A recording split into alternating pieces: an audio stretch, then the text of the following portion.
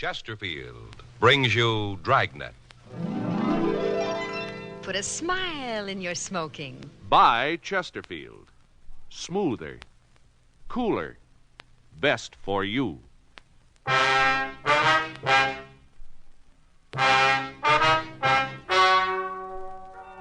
Ladies and gentlemen, the story you are about to hear is true. The names have been changed to protect the innocent.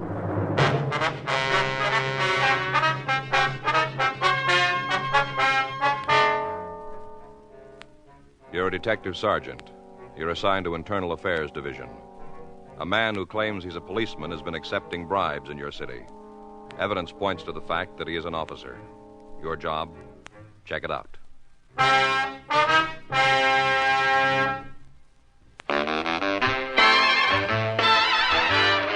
Stop!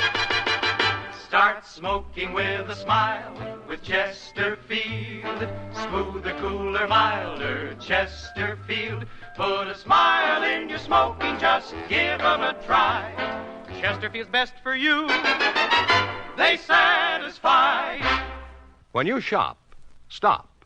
Remember, vacation time is carton time. The cigarette to take with you is Chesterfield, made the modern way with Accuray. Take along a couple of cartons and put a smile in your smoking. Chesterfield, smoother, cooler, best for you. Remember, in the whole wide world, no cigarette satisfies like Chesterfield. Put a smile in your smoking, just give them a try. Chesterfield's best for you. They satisfy.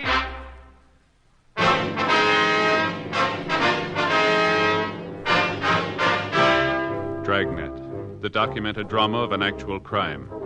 For the next 30 minutes, in cooperation with the Los Angeles Police Department, you will travel step by step on the side of the law through an actual case transcribed from official police files.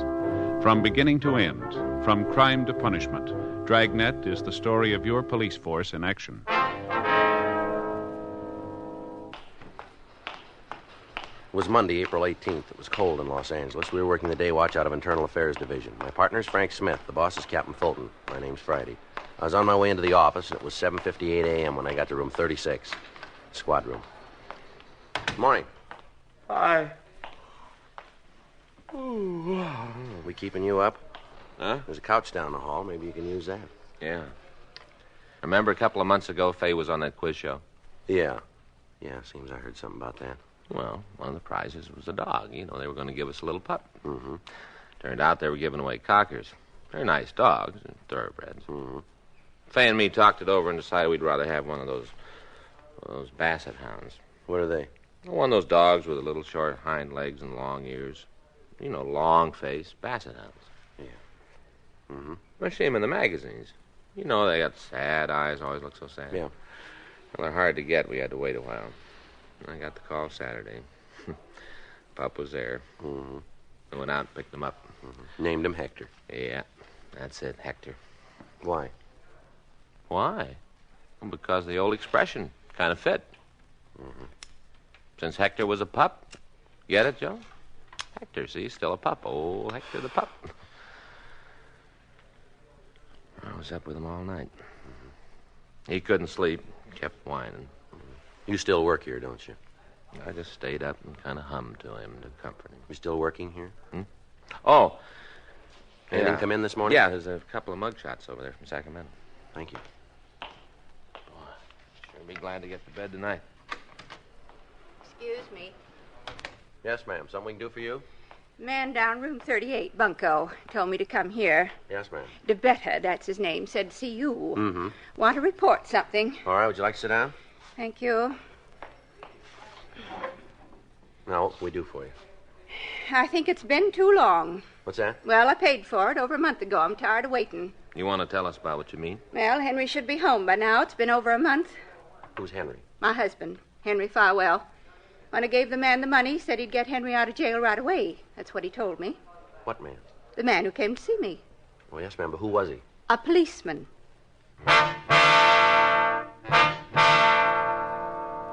8:12 a.m. We continued to talk to the woman. She identified herself as Mrs. Henry Farwell, and she gave us the full story. When did this man approach you, ma'am? Just a minute, Mr. Smith. I got it all written down. Ma'am? Got it right here in my bag. Yep, here it is. March 6th. That's when I met him. Where was that? What? Where'd you meet him? He come to the house, my house.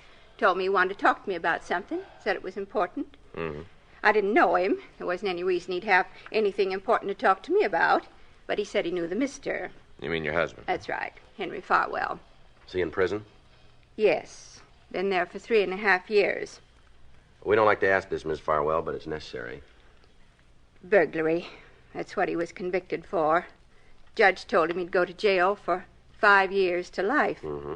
Was this the first time he's been in jail? I thought so. First, I thought it was all a mistake. They was wrong about the mister. Yes, ma'am. They weren't. Came out in the trial. Seems he'd done the same thing before, twice before. I see. I didn't know about it when we got married. Didn't have any idea. Mm-hmm. The mister's my second husband. Mm-hmm. First one died 10 years ago. Woman my age gets lonely. So when Mr. Farwell asked me to marry him, I said yes. Then I found out about the stealing. Mm-hmm. Miss Mann said he knew your husband, is that right? That's right. Told me they met several years ago. Uh-huh. Then he went on to tell me how the mister could get out. What do you mean? The way he told it, if you had friends who knew the right people, you could get out of jail. What's that? If the right people were paid, a man could get out of prison. Uh-huh. And he wanted you to give him some money? Not at first. When he came to the house at the beginning, he didn't even mention it, not at all. When did he bring it up? Oh, about a week later. Came over in the afternoon. I was out in the yard, and he said he'd met the people who were important, the ones who could get the mister out of prison. Did he say who these people were? No, just told me he'd met 'em. Mm-hmm. Now, what happened then? Well, on March 14th, he told me that it could be arranged for the mister to get out of jail. Tell me, did he tell you how this could be done? Well, from what he told me, he talked to the right people. That's the way he said it, the right people. I see. If he gave him $5,000, the mister could be turned out. 5,000, huh? Yes. I told him I couldn't give him that much, that I just didn't have it. What'd the man say when you told him that? Asked me how much I could give him. I said if I sold a few things, did what I could to get more money, I might be able to pay $3,500. Well, what'd he say about that? Say it'd be all right? No. He told me he'd have to go back and talk to the people. Ask them if it'd be enough. When'd you see him again? 2 days. He came back. What'd he say then? Told me it'd be okay. The money'd be enough. Mm-hmm. I got it together and gave it to him. That same day? No, it was 2 days later, on March 16th. That's when I gave him the money. I see. And it's been over a month now, and the mister still hasn't been turned out. I wrote to him, but he doesn't say anything about coming home. I don't think he knows anything about it. Yes, ma'am. Now, I don't want to cause any trouble. Just want the mister out of prison, or else I want my money back. He told us this man was a policeman? That's right. In what city? I don't understand. Well, what city did he work in, or what city did he say he worked in? Here, in Los Angeles, right here. Did he show you some identification? Oh, yes. I wouldn't just hand over the money without that. I saw his badge. Mm-hmm. Did it look like this one? Let me see. Yeah. Just like that one. Same thing. Mm-hmm. Did he give you a name? Yes. He said he was Jim Sorvell. Sergeant Jim Sorvell. That's Sorvell? That's right. I'll check it. Did you see anything else to identify him? What do you mean? Well, did he show you any other cards, anything else? You mean it might be a wrong name? That's right. Oh, no, I'm sure about that. I wouldn't just hand my money over to anybody. I was sure. Well, how do you mean? I saw his driver's license. Did he tell you where he worked? You mean in what department? That's right. Yes. It's one of the reasons I believed him, because of where he worked. Yeah. Right here in the city hall.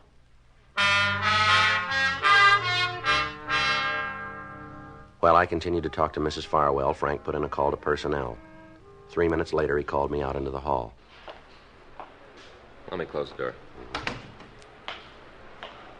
What do you got? Well, I checked the personnel records. Yeah, what'd you find out? Looks like she was telling the truth. What? There is a Jim Sorvell. City Hall? Well, closer than that. Huh? Auto theft detail.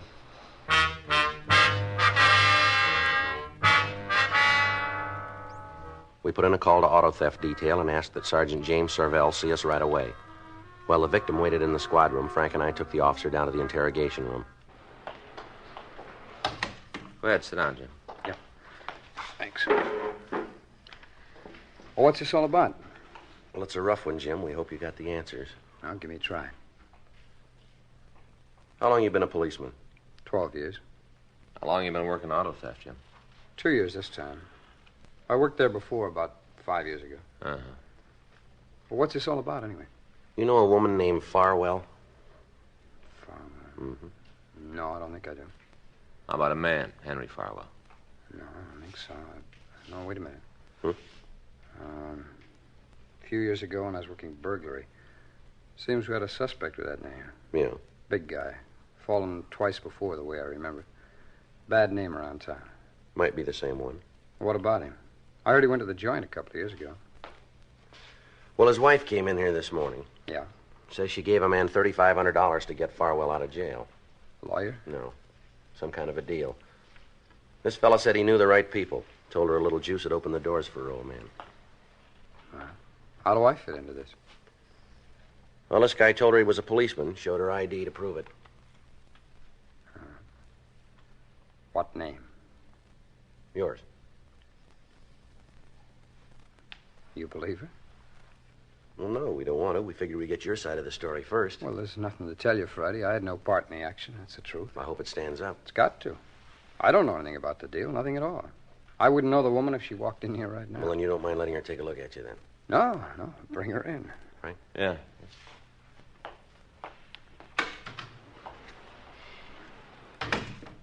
How'd she happen to pick me? Told us the fella that took her gave your name. Must be a goof up someplace. Mm-hmm. You got your driver's license? Yeah. Want to show it to me? Sure. Next line is, take it out of your wallet, isn't it? I don't like this any better than you do, Jim. Yeah. Here you are. You got your badge on you? Yeah. You want that, too? Well, I want to see it. All right. Ms. Farwell says the suspect showed her a badge. Says it looked good. I don't think it was mine. Well. Here. You want to step inside, Miss Farwell? Yes, thank you.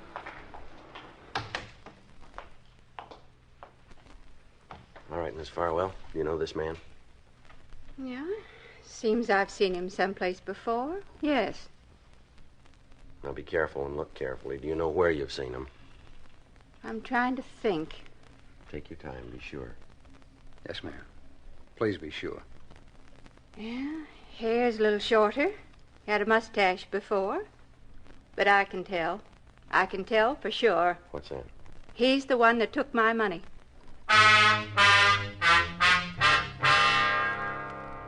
Mrs. Farwell was taken down the hall where she made a complete report. We continued to interrogate Sergeant James Sorvell, but he maintained his innocence. He was suspended from the police department pending an investigation by our detail and the district attorney's office. A week went by. During that time, we talked to Sorvell's friends and the men he worked with. His financial condition was investigated. He owed some money, but he was not behind in his payments. His bank account didn't show any large deposits, and from what we could find out, he was not living beyond his means. If he was guilty, he hadn't spent any of the money that he'd taken. We asked the stats office to make a run on con men who had used a similar approach. They came back with a list of 18 possible suspects. We pulled the mug shots from the packages on the men, and we drove out to see Mrs. Farwell. She showed us into the living room of a very small house. Now then, what is it this time? You come to bring my money back? No, ma'am. Well, when am I going to get it? Seems like a long time. The mister's still in prison, and I haven't got my money. Yes, ma'am. We'd like you to look at some pictures, if you would. What for? We'd like to see if you recognize any of the men. Sure, I got nothing else to do. Let's see 'em. There you are, ma'am. Mm-hmm. Yeah. Mm-hmm. Yes, sir. All right. Now, looked at the pictures. Now I get the money.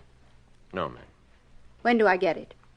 Well, we haven't been able to recover it yet. What? We haven't found it yet. What about that man you got, Sorvell? What about him? Ma'am?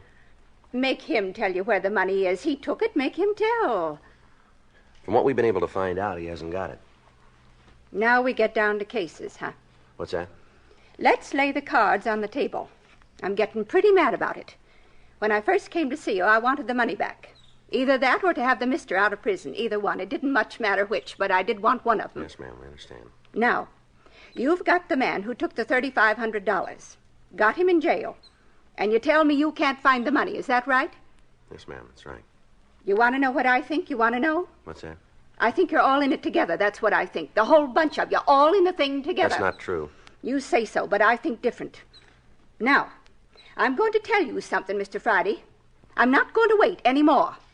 I want the money back or I'm going to the newspapers again. I'll tell them what's happened. They'll get me some action. Now, just a minute, Miss Farwell. No, I won't. I've done all my waiting already. You think that just because I'm an old woman you can push me around. Well, you just got another think coming. I want that money, and I want it right now, and if I don't get it, you're going to be in a lot of trouble. We're doing everything we can to get your money Well, then back. you better start doing more, because I'm not happy at all. All you cops, you stick together. Well, this time it's not going to do you any good. You don't understand, Miss Farwell. I think I do, maybe too much. I'll tell you what I'm going to do. I'll give you just 3 days to get that money back, or I'll scream my head off to the newspapers. You've got the man in jail. Next thing, you'll be telling me he didn't do it. We're not sure he did. Uh-huh. Well, he did. I guess I know. I'm the one he stole from.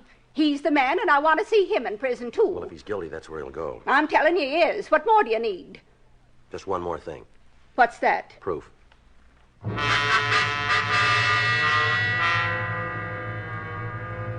Frank and I went back to the office and met with Captain Fulton. We laid out the results of our investigation. According to what the victim had told us, we had the right man in custody. But according to the evidence we'd found, it was a case of mistaken identity. 2 days later, on Thursday, April 28th, we got a call from a bartender out on Vermont Avenue. Frank and I drove out to see him. Hi. I'd like to see Vince Elkhart. I'm him. What do you want? Police officers. It's Frank Smith. My name's Friday. Oh, yeah? Want to come back here? We can talk. Yeah, fine. All right, what'd you want to see us about? I know I'm letting myself in for a lot of trouble. Anything you guys can do to help me out, I'd appreciate it. But I ain't asking for no special treatment. Well, now, suppose you tell us what it is. Well, night before last, a couple of kids came in. They sat at the bar, ordered a drink. Mm-hmm. Well, they looked kind of young, so I asked to see their ID. Playing it safe, you know. Go ahead. Well, they showed me their driver's licenses.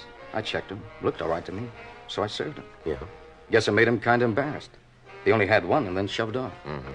They was no sooner out of the place when this guy came up. Told me he wanted to talk. What about?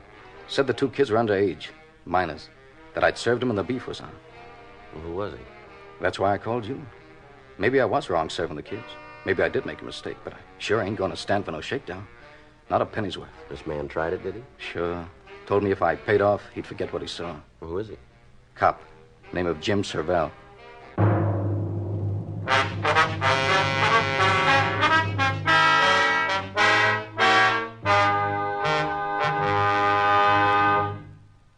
Put a smile in your smoking. Next time you buy cigarettes, stop. Remember this. It's today's biggest cigarette news. Chesterfield is made the modern way with Accuray. The Accuray controller is the greatest improvement in cigarette making in years, and it's a Chesterfield exclusive. This amazing quality detective electronically checks and controls the making of your Chesterfield, giving a uniformity in smoking quality never possible before. So buy Chesterfield today. For the first time, you get a perfect smoke column from end to end. A perfect smoke column from end to end. From the first puff to the last puff, your Chesterfield smokes smoother. From the first puff to the last puff, your Chesterfield smokes cooler. From the first puff to the last puff, Chesterfield is best for you. Next time you buy cigarettes, stop. Remember, Chesterfield is made the modern way with Accuray. Put a smile in your smoking, just give 'em a try. Light up a Chesterfield, they satisfy.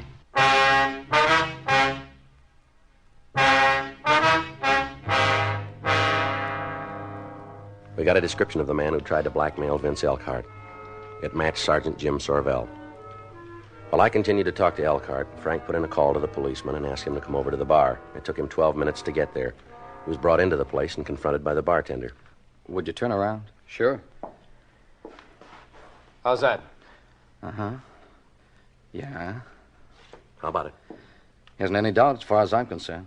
No. He's the wrong man.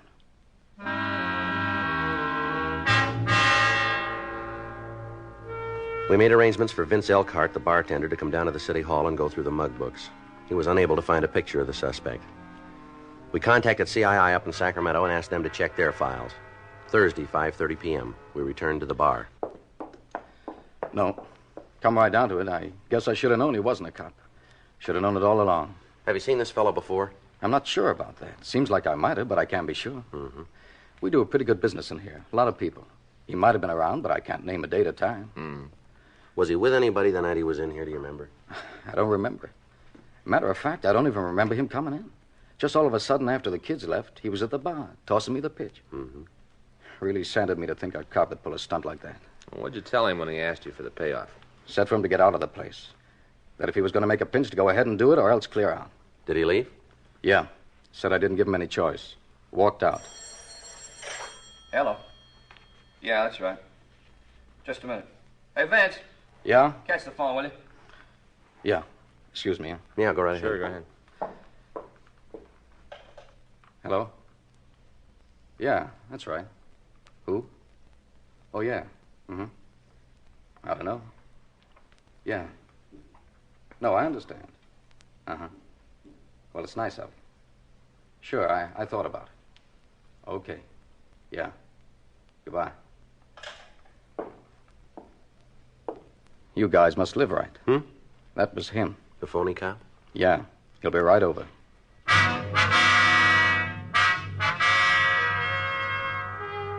Frank and I took up positions in the back of the bar. 20 minutes later, the suspect walked in. Hi, Elkhart. Hello. Want to give me a Coke High? Sure. Looks like him. Well, it's sure been cold lately, huh? Yeah. Not doing much business. Slow night. Here's your drink. Thanks.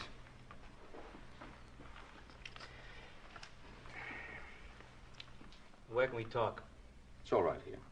And what about the two guys in the back? They won't bother anybody. Both gassed. All right, Elkhart, what about it? You mean the payoff? That's right. I talked to the boys downtown. They say they'll let you off the hook for $750. That's a lot of money. Your license is worth more, isn't it? I suppose so. But I gotta know what I'm buying. Who are these guys downtown? Well, that doesn't come into it. All you got to do is dig up the money. How high does the juice go? What do you mean? Just that. How far up does the payoff go? All the way to the top? All right, we got enough. All right. Yes, sir. You play along with us and you'll do all right. This is him. All right, mister, let's go. What are you talking about? What is this? Police officers, you're under arrest. For what? Suspicion grand theft, impersonating an officer, and we ought to be able to figure up a couple more on the way downtown. Oh, hey, you guys are wrong. You made a mistake. Sure we have. Stand still. Nice clean job. You're going to be awful sorry about this. Is that right? Sure, I got a lot of friends in town. Some of them pretty high. Mm-hmm. You mind giving me your names and numbers? I want to be sure I got the right dope on you guys. Time I get through, you'll both be working so far out, you'll need a passport to get home. Mm-hmm. Got it all figured, haven't you? Front, back, and in the middle. Yeah. Like reading a story. Well, I don't know about the first part. Yeah. But I can tell you how it's going to end.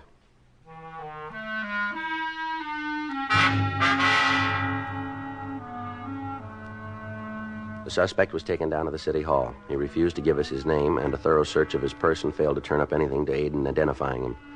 His fingerprints were rolled, and while we waited for the results of the check, Frank and I talked to the suspect in the squad room.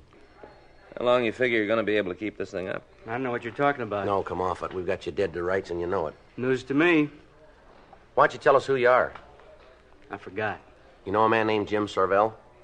I don't think so. Well, according to that bartender, you said you were Sorvell. Oh, he's got a big mouth. Look, have you ever been arrested? I forgot. You better get your memory back. Why? Okay. ID, Smith. Yeah? Mm-hmm. Wait a minute. Toss me that pad, would you? Here you are. Thanks. All right. 46? Yeah. Yeah. Right. 52, huh? Okay. All right, thanks a lot. You better get in touch with those big friends of yours. I will when it's necessary. Well, time just came up. We got your record. Full name, Charles Bobo Kiernan Offner. You've fallen twice in California, once for GTA, once for attempted robbery. There's an outstanding one from Eureka and 2 from out of state, all 3 on charges of extortion. Shall I read the rest of it? How about it? You don't have to. I'm in the box. Where's the badge and the driver's license? My place. Where's that? Hotel over on Grand. Where'd you get the badge? Bought it. Guy I know. It's one of the old ones.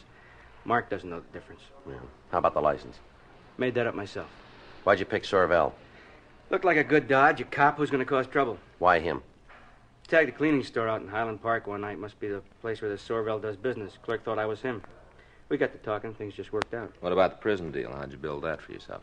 Well, I know a guy up at Q. He buddies up with a prisoner, gets all the information, and kites a letter out to me, and I pull the swindle. How many times you worked the deal? Collected 3. The last one was an old woman. What'd you take? $3,500. Just you and the guy up in the joints, that all there is? Yeah. You willing to make a statement? Sure. All right, we'll call a stenographer. Look, can you tell me something? What's that?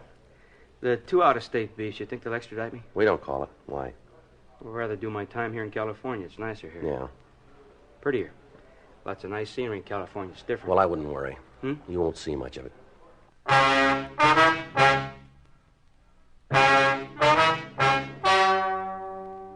The story you've just heard is true. The names were changed to protect the innocent. On July 28th, trial was held in Department 96, Superior Court of the State of California, in and for the County of Los Angeles. In a moment, the results of that trial. Now, here is our star, Jack Webb. Thank you, George Fenneman. Chesterfield, made the modern way with Accuray. I wonder if you realize what that means to you. For the first time, you get a perfect smoke column in your cigarette. A smoother smoke. A cooler smoke than you've ever had before. To put a smile on your smoking, try 'em. Chesterfield.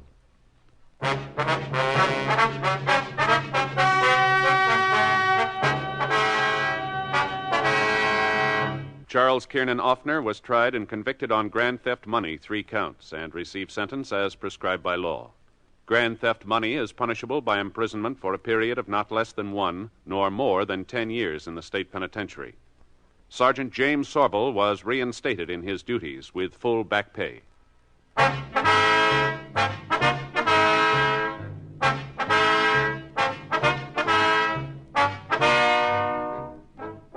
You have just heard Dragnet, a series of authentic cases from official files. Technical advice comes from the Office of Chief of Police W.H. Parker, Los Angeles Police Department. Technical advisors, Captain Jack Donahoe, Sergeant Marty Wynn, Sergeant Vance Brasher. Heard tonight were Ben Alexander, Helen Klebe, Than Wyan, Herb Ellis, Jack Crucian. Script by John Robinson. Music by Walter Schumann. Hal Gibney speaking. Watch an entirely different Dragnet case history each week on your local NBC television station. Please check your newspapers for the day and time. Chesterfield has brought you Dragnet, transcribed from Los Angeles. This is it, L&M Filters. It stands out from all the rest. Miracle tip, much more flavor. L&M's got everything. It's the best. Yes, L&M's got everything. Superior taste, superior tobaccos, superior filter. It's the miracle tip, pure and white. Buy L&M, America's best filter tip cigarette. Hear Dragnet next week, same time, same station.